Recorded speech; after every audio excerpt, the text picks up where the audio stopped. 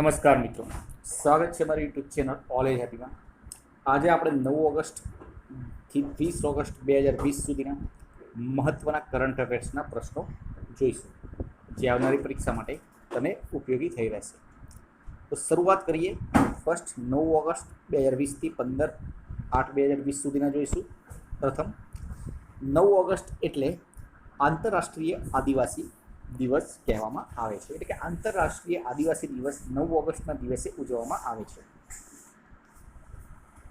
તાજેતરમાં comptroller and auditor general of India CAGનો charge કોણે સંભાળ્યો?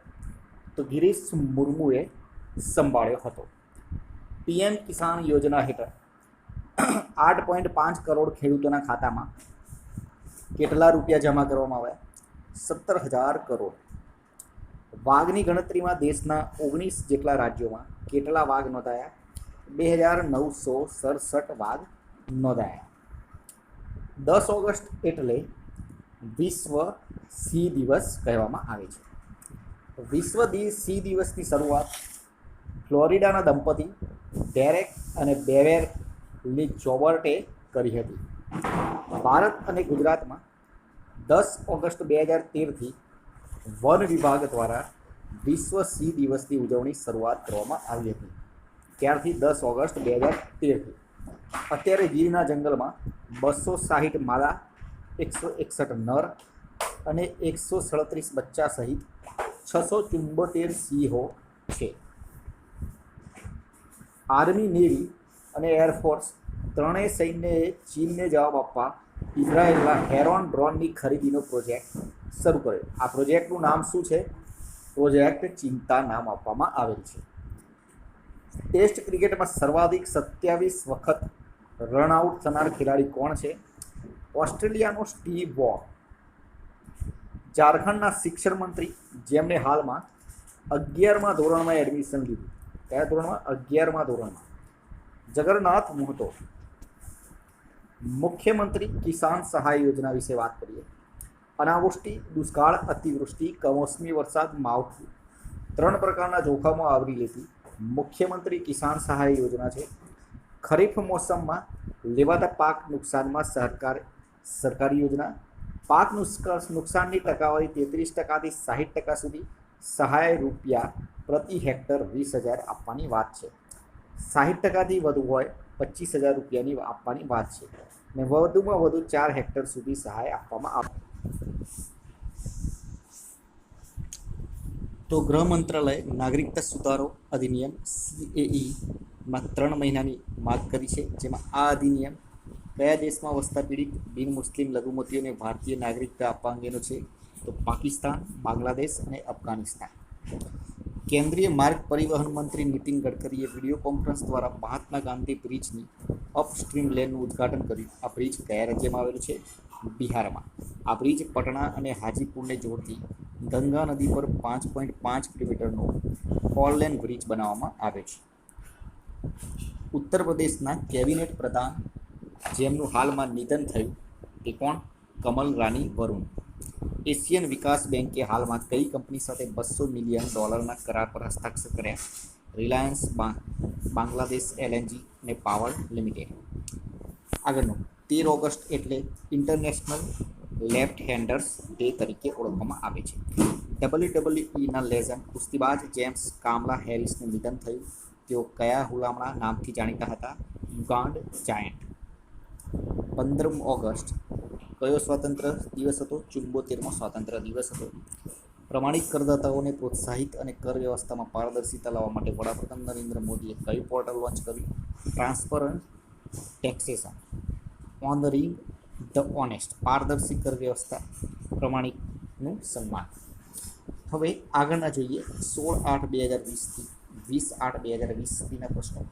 દેશમાં પ્રથમવાર અવાજથી કોરોનાના દર્દીની ઓળખ કયા શહેરમાં થશે? મુંબઈમાં. પૂર્વ ક્રિકેટર અને ઉત્તર પ્રદેશના કેબિનેટ મંત્રી, જેમનું હાલમાં નિધન થયું કોરોનાથી, ચેતન ચૌહાણ. દેશમાં પ્રથમવાર કયા રાજ્યની હાઈકોર્ટે ઈમેલથી કેસની વિગતો મોકલવાનું શરૂ કર્યું? ગુજરાત. હાલમાં ભારતના કયા દિગ્ગજ ક્રિકેટર અને વિકેટ કીપર ખેલાડીએ આંતરરાષ્ટ્રીય ક્રિકેટમાંથી નિવૃત્તિ લીધી? તો મહેન્દ્રસિંહ ધોનીએ કારકિર્દીમાં 350 વન ડે રમ્યા છે, 90 ટેસ્ટ અને 98 ટ્વેન્ટી મેચ રમ્યા છે. ડિસેમ્બર 2004માં બાંગ્લાદેશ સામે ચિત્તાગોંગ ખાતે વન ડે ઇન્ટરનેશનલમાં પદાર્પણ કર્યું. તેની પહેલી વન ડે મેચમાં રનઆઉટ થયો હતો.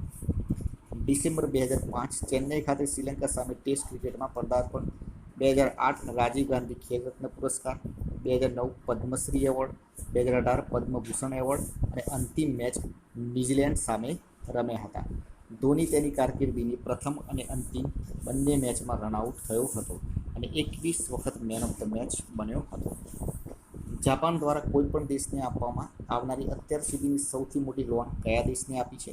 બાંગ્લાદેશને $3.1 અબજ લોન આપવામાં આવી છે. ગૃહ મંત્રાલયે કેટલા પોલીસ કર્મીઓને એક્સલન્સ ઇન ઇન્વેસ્ટિગેશન મેડલ આપીને સન્માનિત કર્યા? 121 પોલીસ કર્મીઓને. ગોવાના કઈ જાતના કેળાને જીઆઈ ટેગ આપવામાં આવ્યો છે? મોયરા કેળાને.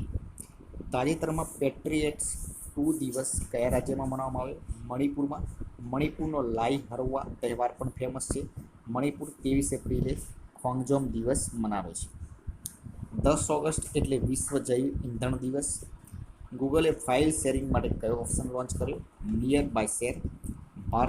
ભારતે કયા દેશ માટે લાઇન ઓફ ક્રેડિટ જાહેર કરી છે? માલદીવ માટે. કયા રાજ્યએ અમેરિકાની આઈટી ફર્મ સાથે સમજૂતી કરી? આંધ્રપ્રદેશ.